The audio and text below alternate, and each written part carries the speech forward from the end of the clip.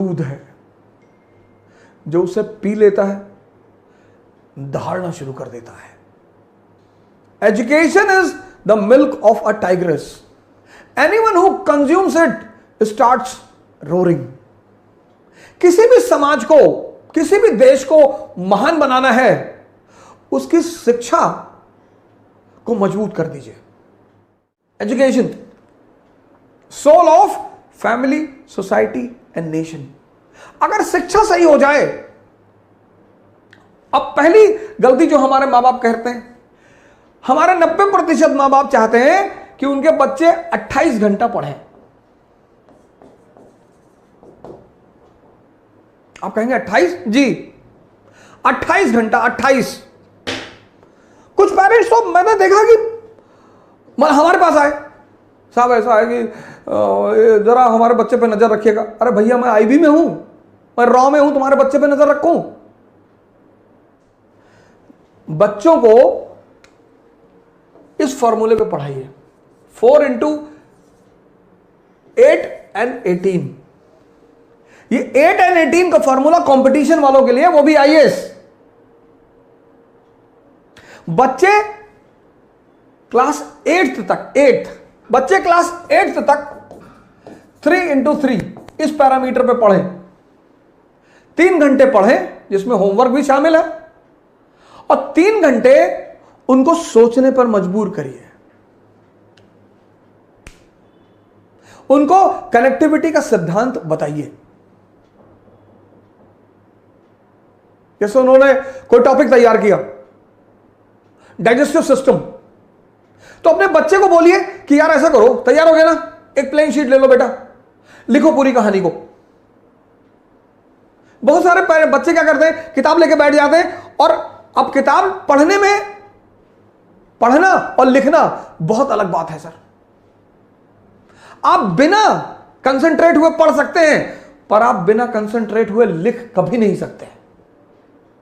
लड़कों की लिखने की आदत डालिए सर, बहुत प्रेस मत करिए, एक शेड्यूल बना दीजिए बस कि अच्छा ठीक है, डाइजेस्टिव सिस्टम तैयार जी, कार्बन एंड कंपाउंड तैयार, चैप्टर तैयार, हाँ जी, चलो लिख डालो। उनकी लिखावट को चेक कर दीजिए। 3 घंटे पढ़ें क्लास 8 तक, और 3 घंटे उनसे लिखवाइए। सर 6 महीने में लिखवाइए जरूर सर। जिस ट्यूशन से ट्यूशन पढ़ने आते हैं उनसे बोलिए। ये तो आईएएस का फॉर्मूला है सर, 8 घंटे पढ़ना, 18 घंटा पढ़ाई के माहौल में रहना।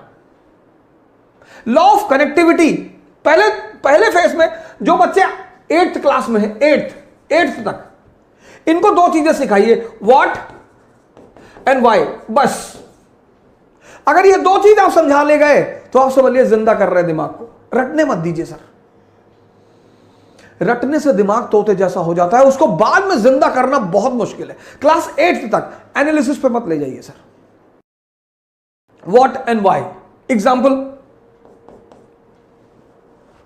एग्जाम्पल, अब अशोक का धम, अशोक का धम क्या और क्यों, बस क्या, एक धार्मिक नीति, एक धार्मिक नीति, रिलीजियस पॉलिसी, जिसका उद्देश्य यूनिटी पैदा करना, बस। क्या, क्यों?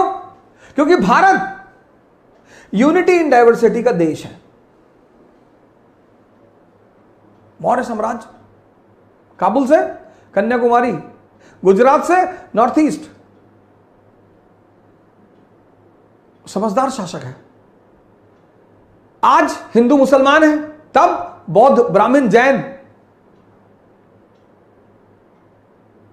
आज हिंदू मुसलमान ईसाई लड़ रहे हैं, आज, तब बौद्ध ब्राह्मण जैन, इनके बीच खटास थी। और परिवार में अगर तनाव होगा तो परिवार विकास नहीं होगा, और राष्ट्र में अगर तनाव होगा तो राष्ट्र का विकास नहीं होगा। यह बात अशोक को समझ में आई कि विकास के लिए सबसे जरूरी चीज क्या है, इंटरनल पीस। तो वो धम्म की नीति लेकर आया, बस इतना समझा दीजिए।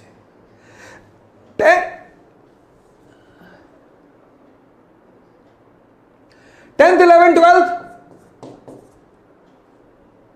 अब यहां पर आप थोड़ा सा एनालिसिस का पुट भी दे सकते हैं। ये जो मैंने एक प्रोग्राम चलाया जिसका मैंने नाम रखा था सी क्यूब, इसको स्कूल टाइम में बच्चों को जरूर सिखाना चाहिए। सी क्यूब, पहला सी कनेक्टिविटी, जोड़ना सिखाइए सर बच्चों को। आप नहीं पढ़ा रहे ना, आपका जो ट्यूशन लगभग लोगों ने रखा है, लगभग उस टीचर को बोलिए कि मेरे बच्चे को यह सिखाओ कनेक्टिविटी, ये धम्म क्या और क्यों, कनेक्टिविटी। मैंने आपसे पिछले सीरीजों में कहा है समझदारी का विकास करना है, और यह समझदारी का विकास का जो अवसर है वो स्कूल है। कनेक्ट करना सिखाइए, कनेक्ट, रटना मत सिखाइए कि अगर यह धम्म की नीति अशोक ला रहा है, क्लास 8th का चैप्टर है अशोक और उसका धम्म, तो वाई बता दीजिए लड़के को कि साहब ये वाई, धम्म क्यों, ये 2 वर्ड अपने बच्चों को सिखाना शुरू कर दीजिए सर। मैं बता रहा हूं कि जब वो 12th क्लास में बाहर निकलेंगे ना सर परसेंटेज भले ही कम हो उनका, लेकिन कुछ महान काम करेंगे सर।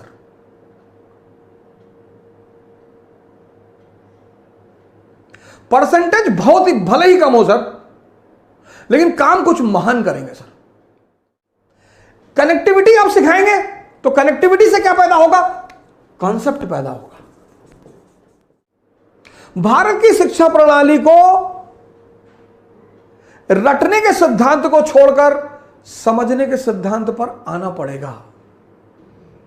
यह पहला परिवर्तन भारत की शिक्षा प्रणाली को करना पड़ेगा सर, करना ही पड़ेगा। शिक्षा का उद्देश्य है दिमाग को जिंदा करना। कनेक्टिविटी सिखाइए सर। शुरुआत में किसी भी चीज की जो लर्निंग है, लर्निंग जैसे साइकिल चलाना जब आपने सीखा तो शुरुआत में दर्द हुआ, शुरुआत में टाइम, किसी भी चीज के शुरुआत में टाइम लगेगा सर। एक बार आप सीख गए उसके बाद हाथ छोड़ के साइकिल चलाने लगे, वो जो पहला फेस होता है वो ऐसा होता है, ऐसा, यही चैलेंजिंग होता है। लर्निंग का जो पहला फेस होता है वो ये होता है। बड़ा इंपेशेंट हो जाता है आदमी कि यार बहुत धीरे हो रहा है। शुरुआत में होगा सर, शुरुआत में आप साइकिल लेके भागे, फिर आप बीच में घुसे कुछ दिन, फिर आप डंडे पे बैठे, फिर आप गद्दी पर आए, एक दिन आप थोड़ी बैठ गए। Learning is always a slow process, always. Impatient होने की जरूरत ही नहीं है सर।